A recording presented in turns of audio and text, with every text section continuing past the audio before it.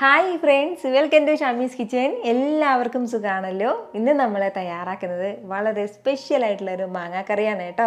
ഇപ്പം മാങ്ങയുടെ സീസൺ കൂടിയാണ്. വളരെ രുചികരമായിട്ട് നമുക്ക് കിട്ടുന്ന ഒന്നാണ്. എന്തിൻ്റെ കൂടെ നല്ല സൂപ്പർ കോമ്പിനേഷനാണിത്.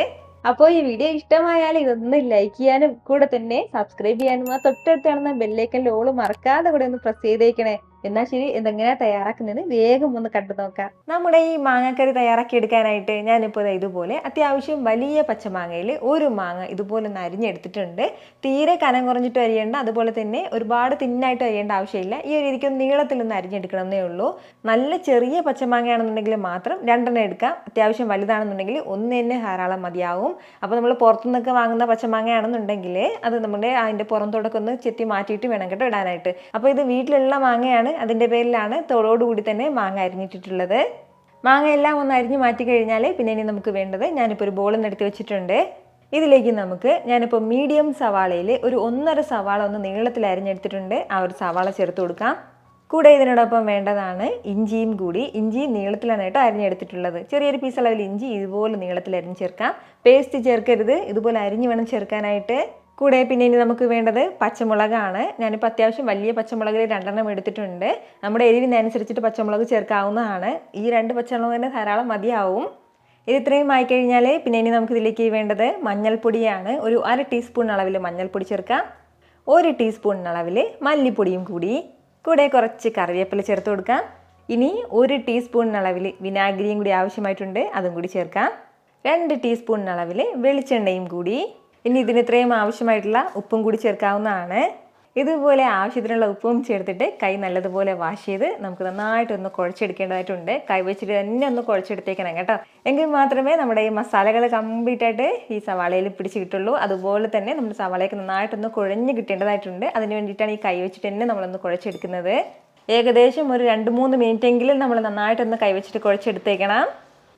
ഈ ഒരു രീതിക്ക് നന്നായിട്ട് ഞാനിതൊന്ന് കുഴച്ചെടുത്തിട്ടുണ്ട്. നമ്മുടെ ഉള്ളിയെല്ലാം ഇപ്പോൾ നല്ലതുപോലെ ഇങ്ങനെ കുഴഞ്ഞ് കിട്ടിയിട്ടുണ്ട്. ഈ ഒരു സമയം നമുക്കിതിലേക്ക് മാങ്ങാ കഷ്ണങ്ങൾ ചേർക്കാവുന്നതാണ്.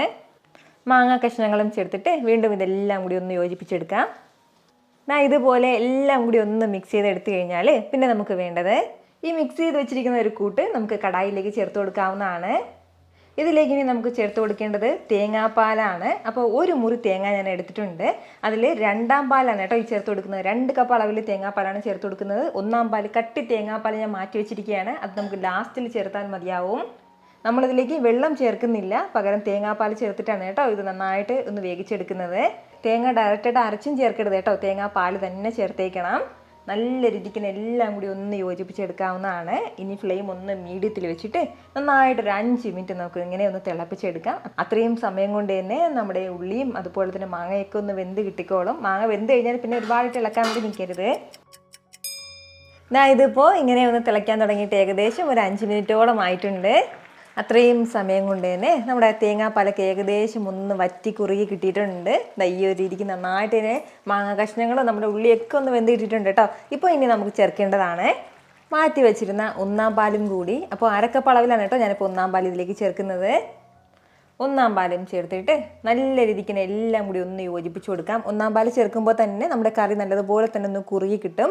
അപ്പോൾ ഇനി നമുക്ക് ഇതിലേക്ക് ചെറുതായിട്ടൊന്ന് താളിച്ചും കൂടി ചേർക്കാനായിട്ടുണ്ട്. അപ്പോൾ 1ാം പാൽ ചേർത്ത് കഴിഞ്ഞാൽ പിന്നെ നമ്മൾ തിളപ്പിക്കേണ്ട ആവശ്യമില്ല. ഇനി നമുക്ക് പെട്ടെന്ന് തന്നെ താളിച്ചും കൂടി ചേർക്കാം. താളിച്ചെടുക്കാൻ വേണ്ടിയിട്ട് ഞാനിപ്പോൾ ഒരു കുഞ്ഞ് കടായി അടുപ്പത്തേക്ക് വെച്ചിട്ടുണ്ട്. അതൊന്ന് ചൂടായി വരുന്ന സമയം ഇതിലേക്ക് നമുക്ക് ഒരു 2 ടേബിൾ സ്പൂൺ അളവിൽ വെളിച്ചെണ്ണ ചേർത്ത് കൊടുക്കാം. എണ്ണ ഒന്ന് ചൂടായി തുടങ്ങുമ്പോൾ പിന്നെ ചേർക്കേണ്ടത് ചെറിയുള്ളിയാണ്. ചെറിയുള്ളി തന്നെ ചേർത്തേക്കണം. ഒരു 10ഓളം ചെറിയുള്ളി ഇതുപോലെ വട്ടത്തിൽ അരിഞ്ഞെടുത്തിട്ടുണ്ട്, അതുകൂടി ചേർക്കുകയാണ്.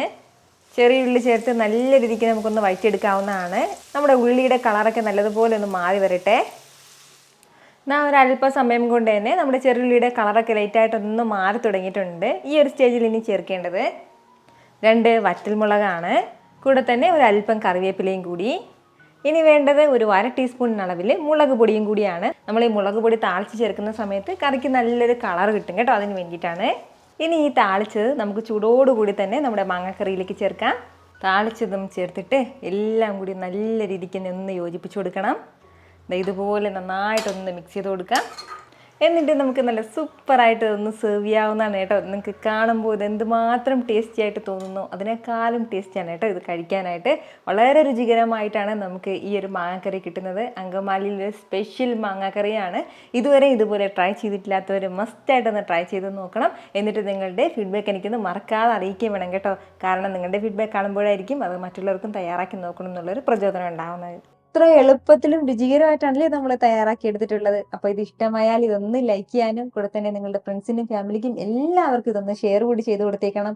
ഇതുപോലുള്ള റെസിപ്പിക്ക് വേണ്ടിയിട്ട് നമ്മുടെ ഷാമീസ് കിച്ചൻ ചാനൽ ഫോളോ ചെയ്യാനും സബ്സ്ക്രൈബ് ചെയ്യാനൊന്നും ആരും മറക്കരുത്. വീണ്ടും നല്ലൊരു ഷാർ വീഡിയോ ആയിട്ട് നാളെ കാണാം. അതുവരേക്കും എല്ലാവരും ഹാപ്പി ആയിട്ടിരിക്കുക, സന്തോഷമായിട്ടിരിക്കുക, എല്ലാവരും സേഫ് ആയിട്ടിരിക്കണം. Take care friends. ടാറ്റാ.